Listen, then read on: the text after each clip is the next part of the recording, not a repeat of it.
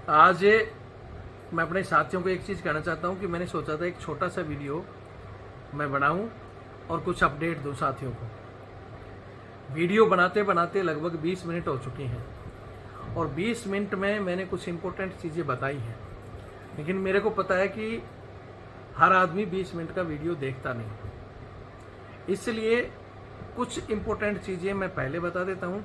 जिनके पास समय है वो पूरा वीडियो देखकर शेयर ज़रूर करें, और जिनके पास समय नहीं है वो बोलते हैं ना जैसे हाईलाइट, वो हाईलाइट सुन लें। और हाईलाइट ये है कि जब से पहलगांव का हमला हुआ था, मैंने अपने निजी स्वार्थ छोड़कर, क्योंकि देश इस समय सेना और हमारी सरकार लगी हुई है पड़ोसी मुल्क को सबक सिखाने की तैयारी में, इसलिए मैंने अपने निजी स्वार्थ छोड़ दिए थे। लेकिन जब रविंद्र फौजी निजी स्वार्थ छोड़ रहा है तो हमारे अधिकारियों को भी चाहिए कि वो भी अपने निजी स्वार्थ छोड़ दें। रविंद्र फौजी को उन्होंने देशद्रोही बता दिया, गद्दार बता दिया, लेकिन असली गद्दार अभी भी 1% वो लोग हैं जिन्होंने अभी भी ऐसी स्थिति में भी पुलिस को लगातार फ़ोन करके, बड़े अधिकारियों को कॉल करके रविंद्र फौजी को गिरफ्तार कराने की कोशिश कर रहे हैं। मुझे पुलिस ने बुलाया था, मेरे बयान वगैरह लिए हैं और उन्होंने कहा कि आगे चालान पेश होगा। वहाँ मेरे साथ क्या क्या हुआ है आज मैं इस वीडियो में पूरी कहानी बता रहा हूँ। यहाँ मैं उन गद्दारों को कहना चाहता हूँ कि असली गद्दार तो तुम हो, जो आज इस लड़ाई के समय में भी एक जवान के पीछे पड़े हो। असली गद्दार वो लोग हैं आज भी अपना निजी स्वार्थ नहीं छोड़ रहे, आज भी 10-10 सहायक अपने घर में रख रहे हैं। आज मेरे पास 2 रिकॉर्डिंग भी आई हैं। एक जयशो साहब को, जिन्होंने मेरे पास वो रिकॉर्डिंग भेजी है और रो रहे हैं कि सब मैं कुछ कर लूँगा, क्योंकि साहब को बोला गया कि साहब डॉग है, कुत्ता है, इसको पोस्ट में डाल दो, इसको पोस्ट में खाना भेज दो, इस तरह के शब्द उनको बोले गए हैं। तो रिकॉर्डिंग मैं आपको सुनाता हूँ। दूसरी तरफ 3 रिकॉर्डिंग है जिसमें ये मेजर साहब की गाड़ी धोकर खड़ी कर दो, ये कर दो, फलाना। यानी इस लड़ाई के हम माहौल में भी ये अपने निजी स्वार्थ नहीं छोड़ रहे। ये लोग कौन हैं? कौन है वो लोग जो आज पूरी सेना और उसके अधिकारी लगे हुए हैं रणनीति बनाने में? सभी बटालियन कमांडर मेरे को लगता है जहां तक हो सके सभी स्थिति बना रहे होंगे कि कैसे हमारी फौज जाएगी, कैसे क्या करेगी, उस रणनीति में लगे हुए हैं। लेकिन ऐसे माहौल में भी चंद लोग रविंद्र फौजी की शिकायत पुलिस को कर रहे हैं, जबकि मैंने कहा था जरूरत पड़े तो मेरे को बुला लो। मैं खुद तैयारी कर रहा था कि कब लड़ाई लगे और हमें भी जाने का मौका मिले, लेकिन ये उस मौके का उल्टा हमारे साथ इस तरह की हरकतें कर रहे हैं। इसलिए आज मैं ये वीडियो मजबूरी में डाल रहा हूँ। मैं फिर कहना चाहता हूँ कि हो सकता है रविंद्र फौजी को जेल भेज दें या कुछ भी कर लें। ये चीज़ें मैं पहले ही सोच रखा था। मैं इन चीज़ों से नहीं डरता। डर नाम की डिक्शनरी इस भेजे में नहीं है, ठीक है, लेकिन मैं ये चाहता था कि मेरे साथ वो हजारों साथी जो बोलते थे कि सर हमें घातक टीम में जोड़ लो, हम आर पार की लड़ाई लड़ेंगे, हम हमेशा आपके साथ हैं, जो भी कहोगे हम करेंगे, तन मन धन से मदद करेंगे, वो कहाँ है आज? मैं चुप हो गया था, लेकिन आप लोग भी क्या इतनी बिजी हो गए कि उस चैनल की संख्या नहीं बढ़ा पा रहे?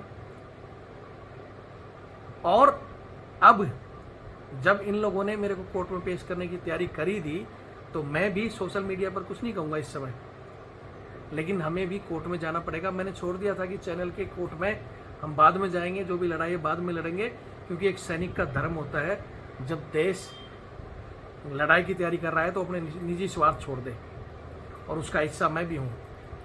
लेकिन ये कौन लोग हैं जो इस समय इस तरह की हरकतें कर रहे हैं? तो उनका जवाब देने के लिए हो सकता है मुझे कोर्ट जाना पड़े।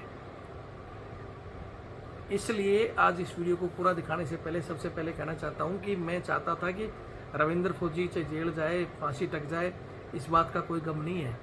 मैं तो चाहता हूं कि हो सकता है हमारे मरने के बाद ही क्रांति पैदा हो, जैसे भगत सिंह हंसते हुए फांसी पर टका था और फिर क्रांति की चिंगारी जगी थी, तो हो सकता है हमारे बाद ही चिंगारी जगे। तो उसके लिए मैं तैयार हूँ, ठीक है।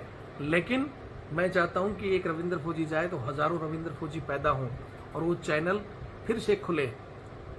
मैं फिर कहता हूं कि यहाँ 99% जवान, जैसियों और अधिकारी इस समय देश की जो स्थिति है वो युद्ध की तैयारी में लगे हुए हैं। वो सब चीज़ें भूल चुके हैं हमारी तरह, और हम भी भूल चुके हैं, क्योंकि पीछे जो हो गया वो कायरों का काम है रोना। युद्ध के समय में हम नहीं चाहते कि उन चीज़ों को कहें, लेकिन वो हमें उंगली कर रहे हैं तो अब उंगली का जवाब हमें देना पड़ेगा। तो इसलिए आज फिर कह रहा हूँ कि रविंद्र फौजी हर स्थिति को लड़ देगा, लेकिन रविंद्र फौजी टाटा बिरला नहीं है। इस लड़ाई में रविंद्र फौजी को तन मन धन का साथ चाहिए। आप लोगों ने कहा बहुत था, लेकिन उस समय भी किसी ने साथ नहीं दिया। 50-60 लोग बेचारे जो पिछले महीने में साथ हमने दिया, और इस महीने में मात्र 4 लोगों ने हमें छोटी मोटी सहायता भेजी है, जबकि इस समय हमें ज़रूरत है। तो सबसे पहले अगर आपको लगता है कि रविंद्र फौजी का साथ देना है तो ये मेरा नंबर है 8290354513 82 90 35 45 13। ये मेरा फ़ोनपे और पेटीएम से जुड़ा हुआ है, और ये मेरा बार कोड। सहयोग करो हमारा उस चैनल को बचाने के लिए और इस लड़ाई को लड़ने के लिए। अपनी लड़ाई तो रविंद्र फौजी लड़ लेगा, लेकिन आप चाहते हो कि वो चैनल बचे तो भैया सपोर्ट करो। बहुत से साथी यहाँ कमेंट्स करेंगे, तो उनको कहना चाहता हूँ कि कमेंट्स कर लेना, जो भी लिखना है लिख देना, लेकिन एक बार वीडियो को पूरा देखकर जो साथ हैं वो सहयोग भी करें और शेयर करें। जो नेगेटिव आदमी है कमेंट लिखें। अगर इसमें ज़्यादातर कमेंट्स नेगेटिव हों या लाइक अनलाइक का बटन आता है, अनलाइक कर देना। वो चैनल तो सरकार ने बंद किया था, ये चैनल मैं खुद बंद कर दूंगा।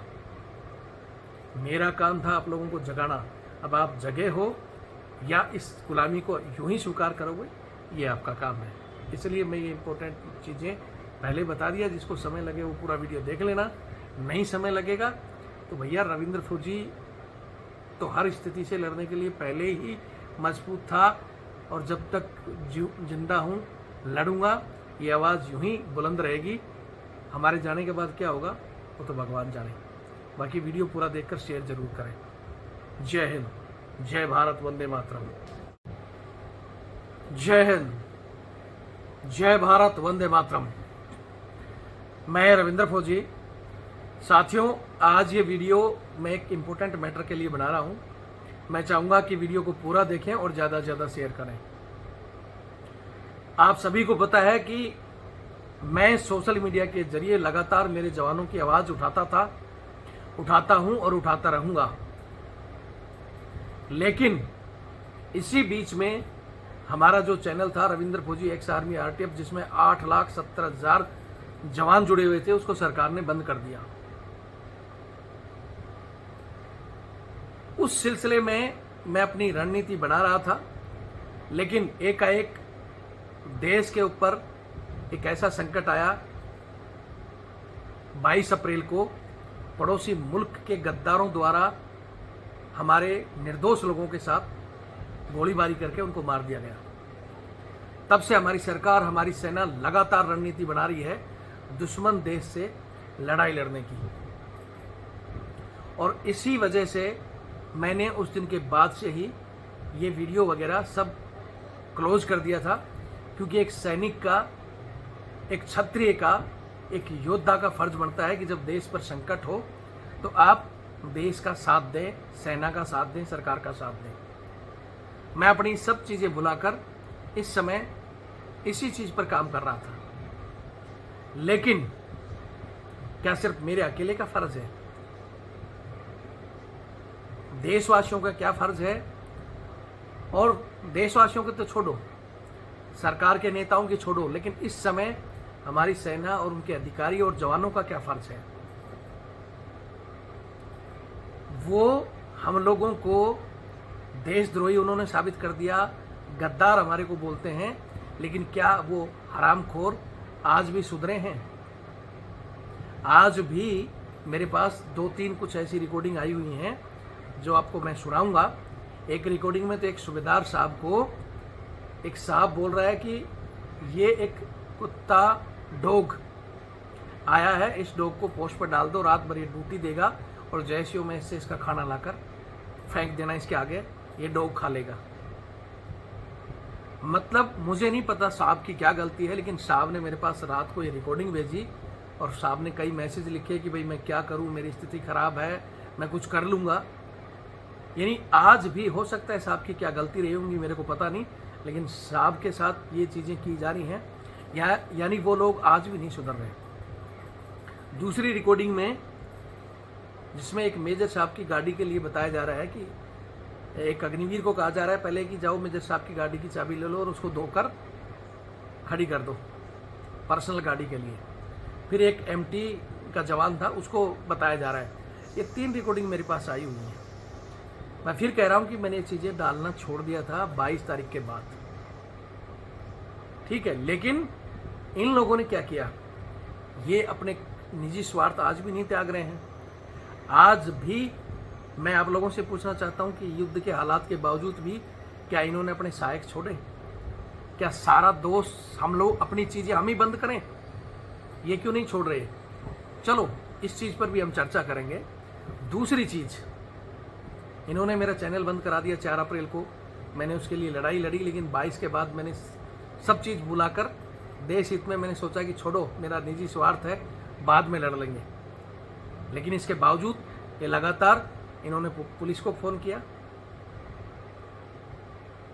मेरे को थाने में बुलाया गया, वहाँ से मेरे पे मतलब बयान लिखाए गए, क्या क्या चीज़ें मेरे साथ हुई है वो भी मैं इसमें बताना चाहता हूँ।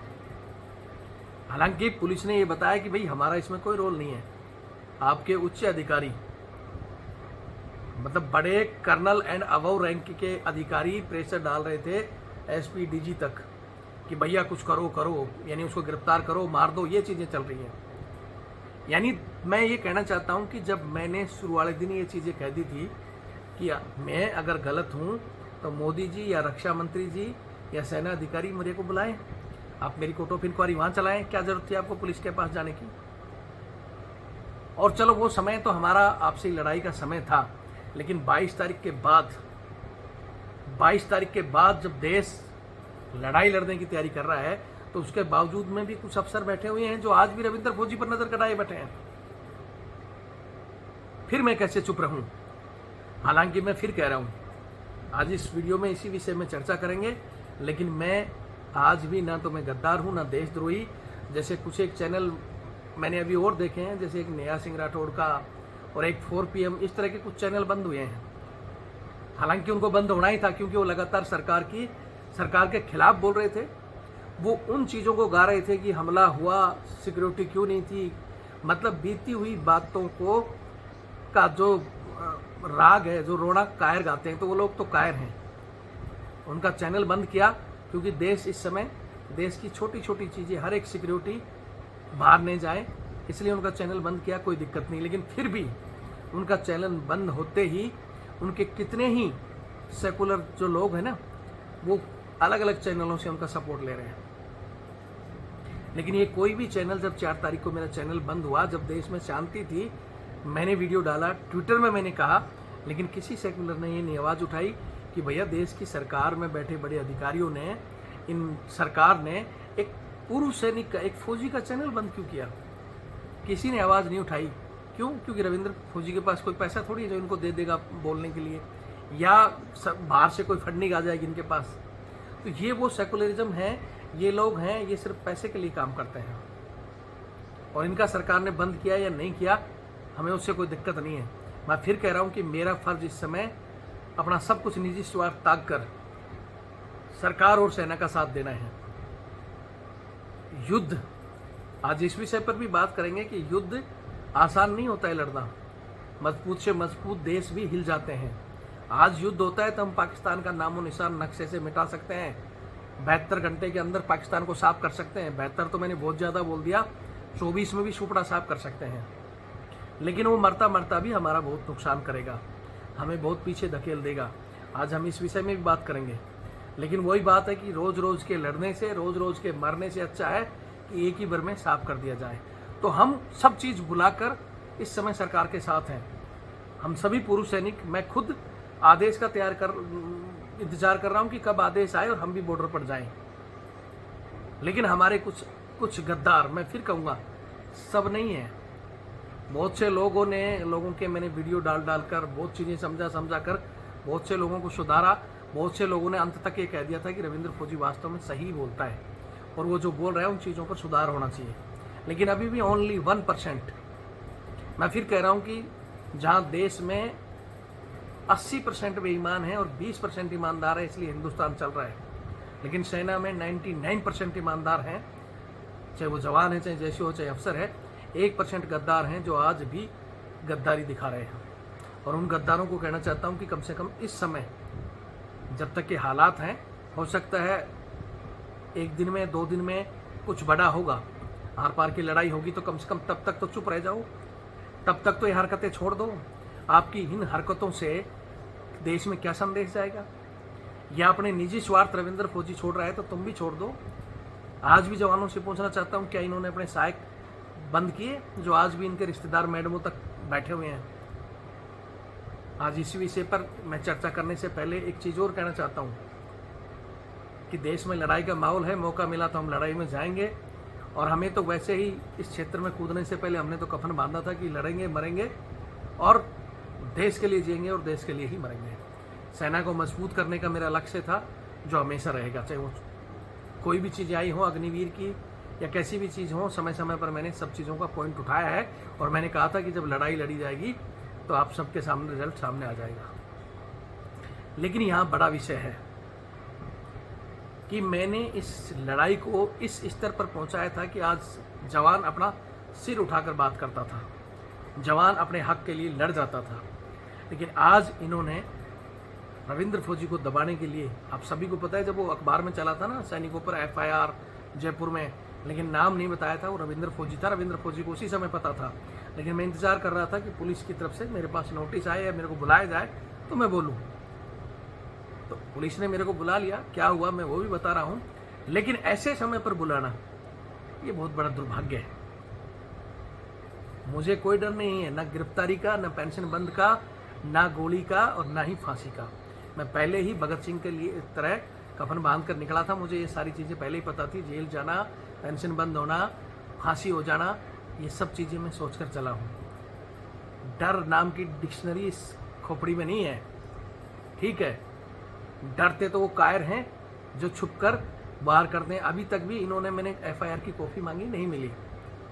हालांकि मैं इस समय में फिर कह रहा हूँ कि मैंने सारी अपने निजी स्वार्थ छोड़ दिए हैं। बहुत से साथियों के अभी भी कॉल आ रहे हैं, उनसे भी कहना चाहता हूँ कि जी मेरी ज़मीन का झगड़ा फलाना। आज देश अपनी भारत माता के लिए लड़ने के लिए तैयार है। भारत माता की गई हुई ज़मीन, चाहे वो POK हो, चाहे हिंदुस्तान का वो हिस्सा, फिर से हिंदुस्तान में मिलाने के लिए हर आदमी सोच रहा है। लेकिन कुछ निजी स्वार्थी हमारे जुड़े हुए साथी भी, सर मेरी ज़मीन का है, सर ये मेरा, छोटे मसले रोक दो अगर आप सच में हमारे से जुड़े हुए हो। मैंने इतना जगाने के बाद अगर आज वो लोग मुझे दबाकर एक संदेश देना चाहते हैं कि अंग्रेज़ों वाली चीज़ें बंद नहीं करेंगे और तानाशाही यूँ ही चलेगी, लेकिन मैं ये सोच रहा था कि मेरे साथ इतने लोग हैं, एक रविंद्र फौजी मरेगा तो हज़ारों पैदा होंगे, लेकिन आज वो हज़ारों रविंद्र फौजी कहाँ है? इस चीज़ का मैं इंतज़ार कर रहा था। लेकिन मैं शांत रहा। मैं हमेशा कहता रहा कि अब इस लड़ाई में हमें तन मन धन की आवश्यकता पड़ेगी। लेकिन अफसोस है कि उस दिन के बाद, उस समय मैंने वीडियो डाला था, कुछ लोगों ने सहायता की और वो कहते थे हम हमेशा आपके साथ हैं, हम तन मन धन से आपका साथ देंगे, हर महीने आपकी सहायता करेंगे। लेकिन मैंने वीडियो डाला नहीं। और इस समय हाँ 4 ऐसे साथी हैं जिन्होंने इस समय हमारी मदद की, लेकिन उसके अलावा सारे के सारे किसी ने भी हमारी मदद नहीं की। तो सबसे पहले तो आज इस वीडियो में कहना चाहता हूँ कि ये लड़ाई अगर आप जारी रखना चाहते हो, रविंद्र फौजी की आवाज़ ना दबे, तो भैया साथ दो तन मन धन से। इसको साथ देना मेरा नंबर है 8290354513 82 90 35 45 13। ये मेरा फ़ोनपे और पेटीएम से जुड़ा हुआ है और ये मेरा बार कोड।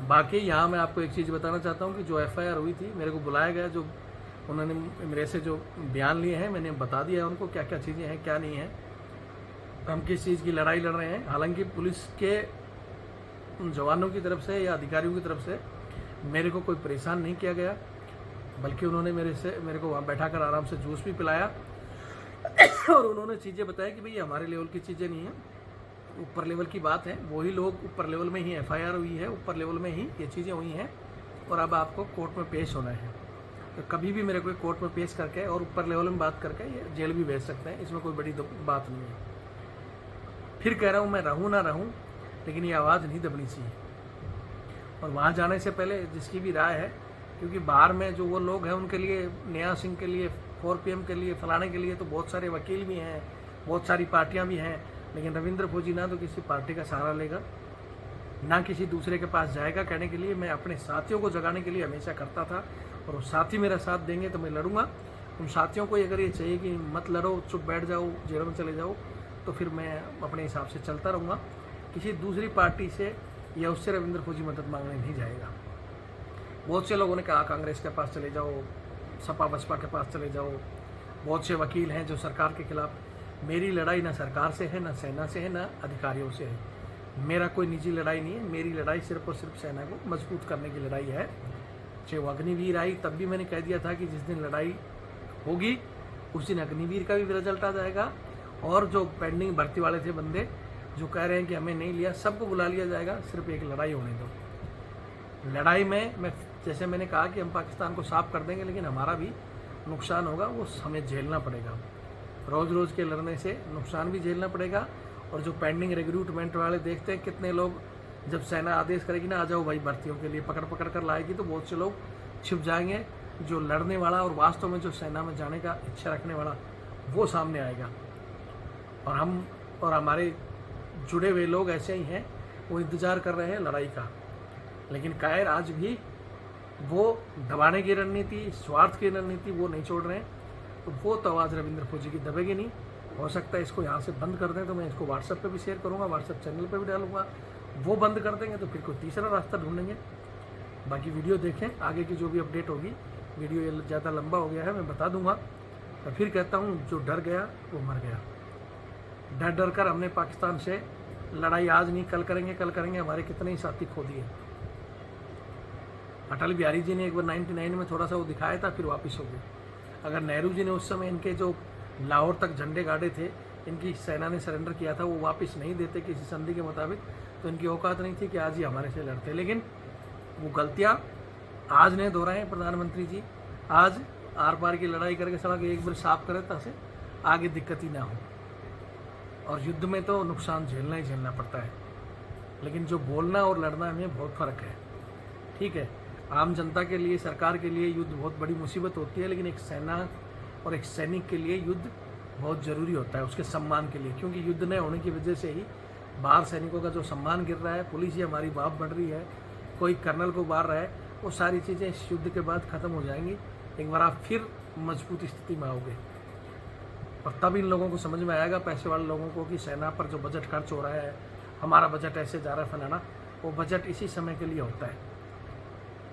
जैसे वो 26 निर्दोष गए ना, उनमें आपके परिवार का भी कोई होता तो आपको बजट की चिंता नहीं होती। ठीक है, और उसी समय हम चिल्ला रहे थे, लेकिन देश चुप बैठा था कि हमारा क्या होना है। वहाँ तो जम्मू कश्मीर में तो सैनिक जा रहे हैं, आम आदमी तो जा रहे नहीं। लेकिन अब ये स्थिति आएगी, यहाँ आम आदमी से लगाकर पता नहीं किसको कहाँ क्या नुकसान होगा। और ये चीज़ें तो वो लिखी हुई है, विधाता ने जो लिखी है वो टरता नहीं है।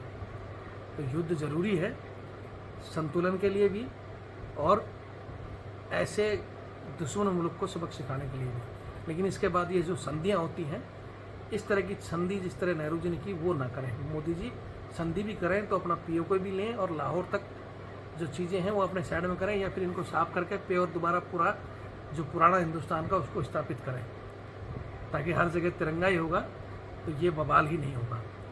और जो बवाल करें फिर इनको बाहर भेजें। वीडियो देखें और शेयर करें। जय हिंद, जय भारत, वंदे मातरम।